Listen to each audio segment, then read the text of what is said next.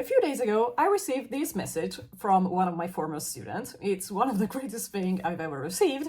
And as you can see, there is also a very important question. So what level do I need to work with you? I would like to answer this for you too, because if you are watching this and you're a complete beginner in Italian, French or Dutch, not English, otherwise you wouldn't be able to follow this video, still you might be wondering the same thing. You can work with me also as a beginner, but I can understand that jumping straight into voice messages, of course at the beginning I'm not going to ask you a 3-minute speech when you're incapable of putting a sentence together. It's obvious for me that it would be something very short, like 5 seconds, 10 seconds, something like that, just little puzzle pieces. But I understand that asking for something like this may be a bit scary, overwhelming. I want everything except to traumatize you, of course.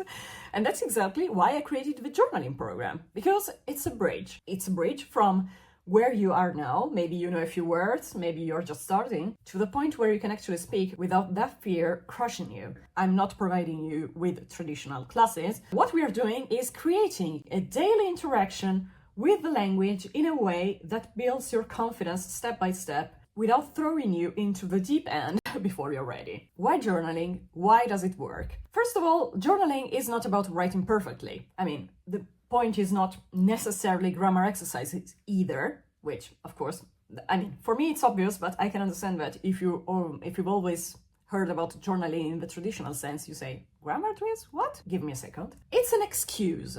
It's an excuse to have an almost daily interaction with the language, to have the language become a part of your daily routine, instead of something that you do as a shot once a week, And this is my experience. In winter 2024, I did a little experiment with Russian, because I was stuck in Italy for 2.5 months for a little surgery. Nothing serious, but still.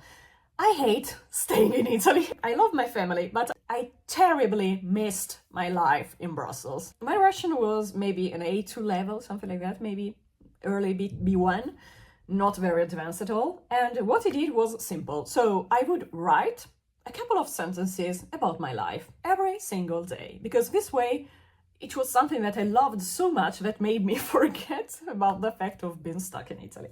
So just a few sentences about things that matter to me.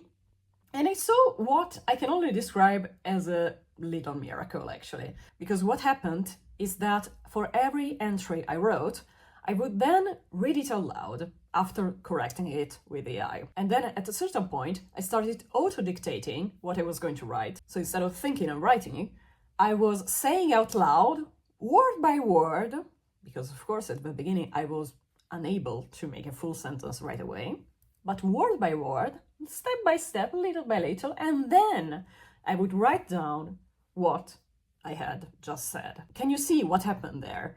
I linked the brain with the mouth instead of the pen. And that's where everything changed, because speaking isn't about writing perfectly, it's about getting your brain and your mouth cooperate in a timely manner, let's say. And journaling is actually extremely versatile. You don't have to write a diary entry every day. In my case, I had a lot of family dramas and, things that really I needed to pour out, but you're not supposed to do the same if this is not something you want to talk about. At some point, when I was done with the family drama, let's say, and I felt comfortable enough to deal with something else, I would note down, for example, some words that I had taken from a video, or, for example, another day I would translate a song that I liked. Sometimes I would even just do a grammar drill, because sometimes they're actually beneficial. But the thing is, not to do so many grammar exercises that you become a perfect grammar exercise master, but incapable to speak. Especially when you start doing the exercises on autopilot, that's definitely something we don't want. And I have someone I'm working with who is doing something quite similar. When there are too many words in my response, because there is an interaction, he simply sends me an entry where he takes note of some expressions that I used. So actually, he's basically using our interaction as a study material, which is amazing. It can really be adapted to you, to what matters to you, to what you need. That's the whole focus. What really helped me when I did it for Russian was also being in an accountability group. And in that accountability group, we were just a group of people, of women actually, among which some of them were actually Russian speakers. I would send a picture of my entry, I knew that some of the people who were there would understand what I had written.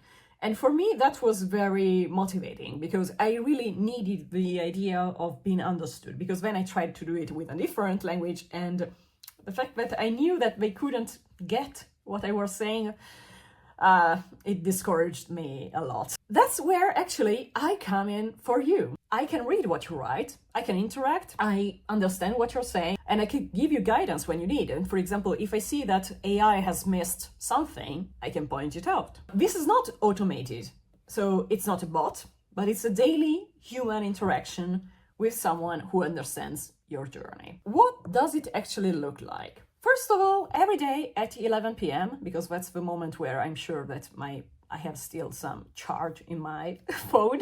I mean, I don't run out of battery, and I usually don't have much to do. I send you daily human check-in message on WhatsApp, just a simple message. It's actually just an emoticon. Then you send me a short sample of what you work on that day. You can do it. I mean, most of the people do it always at the same time because it becomes a routine, exactly. A recap of what you learned, literally anything. And if you feel ready, only if you feel ready, you can also start at some point sending a little audio file. For example, reading out loud what you've done. That can also be good. As anticipated, I'm not going to correct what you've done because the point is that you use AI. My added value is not the correction.